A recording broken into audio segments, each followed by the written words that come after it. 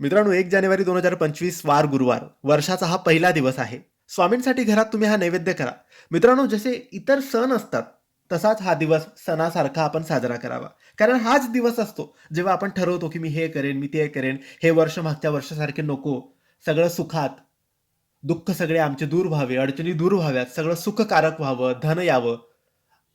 काहीच कोणत्याच गोष्टीची कमी नको असायला पाहिजे असं सगळ्यांचीच इच्छा असते. तर यासाठीच हा दिवस मंदिरात जाऊन दर्शन करा, सेवा करा, मंत्रजप करा, चांगला गोडधोड नैवेद्य करा. तर या दिवशी तुम्ही स्वामींसाठी पुरणपोळी, खीर, कांदा भजी, आमटी भात असा नैवेद्य करायचा आहे. स्वामींच्या मठात केंद्रात जाऊन दाखवू शकतात किंवा घरीच स्वामींच्या फोटो मूर्तीसमोर तुम्ही हा नैवेद्य दाखवायचा आहे आणि स्वतः सुद्धा गोडधोडच खायचा आहे या दिवशी.